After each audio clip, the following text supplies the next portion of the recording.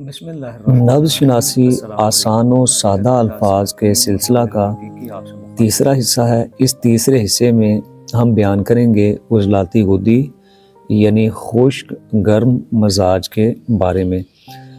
عضلاتی غدی یعنی خشک گرم نبض بلحاظ طب یونانی یا طب قدیم اور طب مفرد اعضاء۔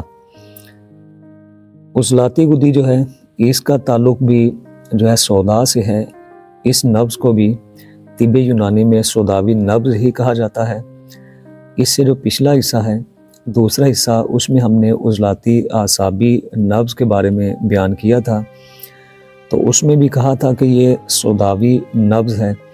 تو ان دونوں میں یعنی عضلاتی غدی یعنی خشک گرم اور عضلاتی اعصابی یعنی خشک سرد، یہ دونوں سوداوی نبضیں ہیں۔ ان دونوں میں فرق کیا ہے؟ تو عضلاتی اعصابی اور عضلاتی غدی دونوں میں جو فرق ہے اس کو اچھی طرح سے ذہن نشین کر لیجئے کہ عضلاتی اعصابی میں سودا بنتا ہے اور جسم میں خون میں سٹور ہو جاتا ہے، اسی لیے اس کے لیے ایک اصطلاح استعمال کی جاتی ہے کیمیاوی تحریک، یعنی عضلاتی اعصابی جو ہے یہ سودا کی کیمیاوی تحریک ہے کہ جس میں سودا بن رہا ہے اور جسم و خون میں سٹور ہو رہا ہے۔ جو عضلاتی غدی ہے اس میں سودا بنتا بھی ہے اور جسم سے اخراج بھی پاتا ہے، تو اس لیے اس کو کہا جاتا ہے سودا کی مشینی تحریک۔ تو عضلاتی اعصابی اور عضلاتی غدی دونوں سوداوی ہی نبضیں ہیں، بس یہ ہے کہ عضلاتی اعصابی جو ہے وہ کیمیاوی نبض ہے جبکہ عضلاتی غدی مشینی نبض ہے۔ عضلاتی اعصابی میں سودا صرف بنتا ہے اور جسم میں سٹور ہوتا ہے، جبکہ عضلاتی غدی میں جسم سے بننے کے ساتھ ساتھ اخراج بھی پاتا ہے۔ تو ابھی ہم خشک گرم یا عضلاتی غدی نبض طب یونانی کے لحاظ سے بیان کرتے ہیں۔ تو اس میں جو پہلی چیز ہے وہ ہے نبض کا مقام۔ تو عضلاتی غدی نبض جو ہے یہ مقام کے لحاظ سے مشرف ہوتی ہے۔ مشرف یعنی بالکل اوپر، شرف میں ہوتی ہے یعنی اوپر ہوتی ہے۔ جیسے آپ کلائی کے اوپر مریض کی کلائی پہ پور رکھیں گے انگلی کے تو بالکل اوپر ہی محسوس ہوگی، یعنی مشرف ہوتی ہے۔ اسی طرح سے دوسری جو چیز ہے وہ ہے عرض کے لحاظ سے، عرض یعنی چوڑائی کے لحاظ سے۔ تو جب آپ محسوس کریں گے تو چوڑائی کے لحاظ سے عضلاتی غدی یعنی عرض کے لحاظ سے جو عضلاتی غدی نبض ہوتی ہے یہ معتدل ہوتی ہے، یعنی نہ یہ بالکل تنگ ہوتی ہے ضیق ہوتی ہے، بلکہ یہ کیا ہوتی ہے معتدل ہوتی ہے، اعتدال میں ہوتی ہے۔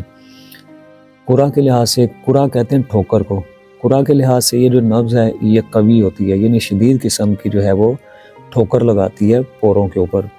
اسی طرح سے حرکت کے لحاظ سے یہ سری یعنی تیز ہوتی ہے، تیزی سے یہ حرکت کرتی ہے۔ سکون کے لحاظ سے بات کریں تو متواتر ہوتی ہے، یعنی دو ضربوں کے درمیان جو ہے یہ وقفہ بہت کم ہوتا ہے، یہ متواتر ہوتی ہے، یعنی مسلسل جو ہے یہ ٹھوکریں لگاتی ہے۔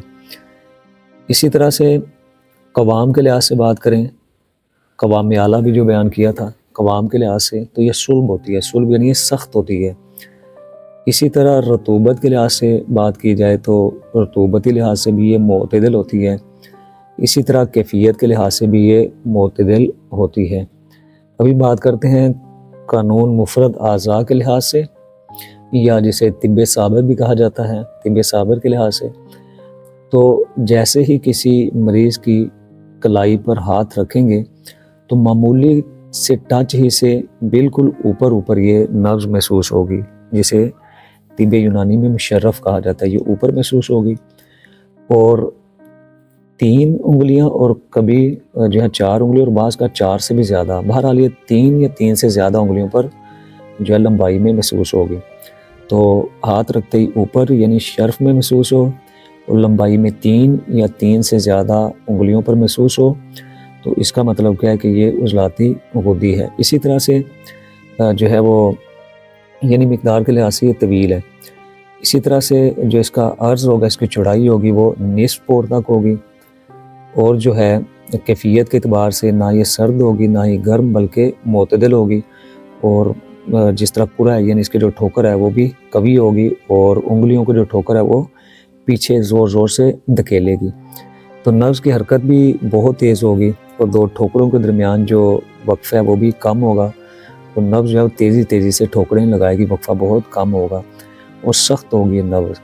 اگر آپ اس کو دبائیں گے تب بھی یہ نرمی کی بجائے سختی کا احساس دے گی۔ تو یہ جو چیزیں بیان کی ہیں ان کو اچھی طرح سے ذہن نشین کر لیں، تو اگر یہ اجناس اور یہ جو صفات ہیں یہ بیان کی گئی ہیں، تو یہ اگر کسی نبض میں پائی جائیں تو ایسی نبض خشک گرم یعنی عضلاتی غدی نبض کہلائے گی۔ امید ہے کہ آپ ان اجناس کو اور ان باتوں کو ذہن میں رکھ کے جب نبض دیکھیں گے تو آسانی سے عضلاتی غدی نبض کی پہچان کر پائیں گے۔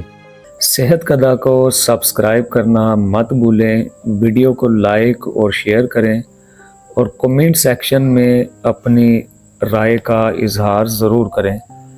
مزید معلومات اور طبی مشورہ کے لیے دیے گئے نمبر پر رابطہ کریں۔